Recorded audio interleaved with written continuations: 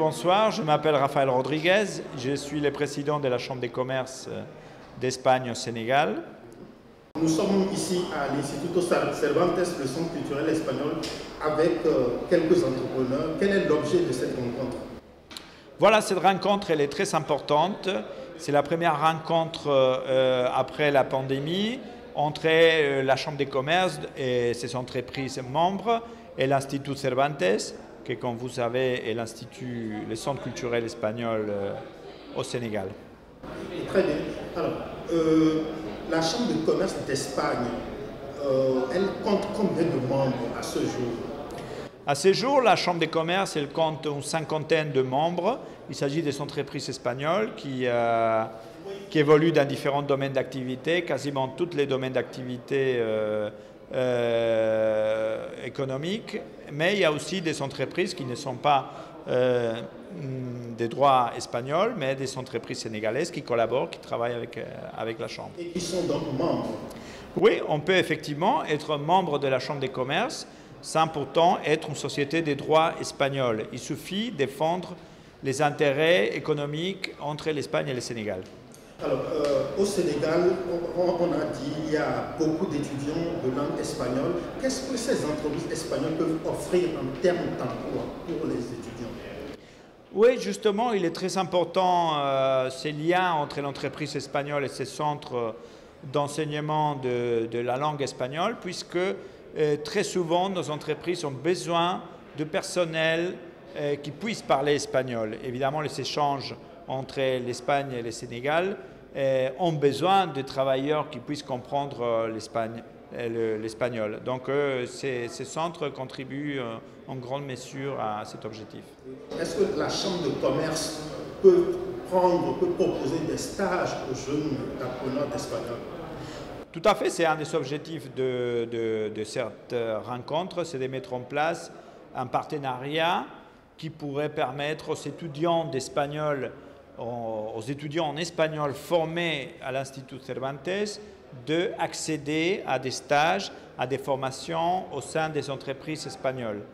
Des stages qui pourraient évidemment après évoluer dans les cadres des emplois, bien sûr. Alors, pour les entrepreneurs espagnols, en quoi le Sénégal est un pays intéressant pour le business? Le Sénégal est un pays très important parce que déjà il y a une proximité par rapport à l'Espagne. C'est on peut dire la porte d'entrée de l'Afrique noire pour l'Espagne. Et à partir du Sénégal, même si le Sénégal est un petit marché en soi, mais il y a beaucoup de pays de la sous-région qui sont très bien connectés dans l'espace CEDEAO et dans l'espace UEMOA en général avec le Sénégal. Donc il est très important pour les entreprises espagnoles de pouvoir travailler à partir du Sénégal. C'est la base pour toute l'Afrique de l'Ouest. Est-ce qu'au Sénégal, les entrepreneurs espagnols sont beaucoup représentés dans un secteur précis? Bon, il y a des secteurs qui sont traditionnels pour l'entreprise espagnole, notamment la pêche. Les entreprises espagnoles, ils sont très importantes en termes de flotte. Je pense qu'à peu près 80% de la flotte de l'Union européenne avec des licences d'exploitation de pêche au Sénégal est espagnole. Donc il y a aussi le tourisme qui est très important. Il y a un nouveau grand hôtel, Riu, le plus grand de l'Afrique de l'Ouest, des capitales espagnoles qui vient de se construire au Sénégal. Il y a plusieurs secteurs très importants entre des commerces entre l'Espagne et le Sénégal. Pour finir, est-ce que c'est facile pour vous aussi, entrepreneurs espagnols, de faire du business au Sénégal? Est-ce que vous avez quelques difficultés? Bon, le Sénégal est un pays qui a quand même un cadre juridique stable.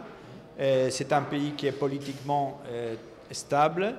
Et cela favorise évidemment les investissements en général. Aussi ceux des entreprises espagnoles. Nous avons en plus une ambassade, une grande ambassade qui soutient notre action, qui accompagne les entreprises espagnoles, qui a des excellents rapports avec les autorités sénégalaises. Et cela favorise effectivement ça facilite l'implantation des entreprises espagnoles. Maintenant, après, on est confronté à d'autres problèmes. Peut-être le plus important, c'est justement le manque de ressources humaines, capacités et surtout qu'ils puissent parler aussi la langue espagnole. De là l'intérêt de la rencontre aussi d'aujourd'hui. Les ressources humaines font défaut dans les secteurs où vous opérez. Quels sont les profils qui vous manquent? Mais par exemple, je peux citer comme exemple le tourisme. Aujourd'hui, on venait de parler, il y a une chaîne hôtelière espagnole très importante qui vient de s'installer. Elle a eu du mal à recruter des personnes parlant espagnol et aussi formées en tourisme. C'est juste un exemple. Mais il y en a beaucoup d'autres domaines dans lesquels, effectivement, il est aujourd'hui difficile de trouver certains aspects plus techniques, certains profils plus techniques par rapport à certains champs d'activité. D'accord. Je ne sais pas si vous avez un dernier mot. Je vous remercie. Non, dernièrement, tout simplement saluer cette initiative et puis voilà, inviter à toutes les entreprises, bien sûr espagnoles, mais aussi sénégalaises présentes au Sénégal, à rejoindre la Chambre des commerces espagnols. Merci beaucoup.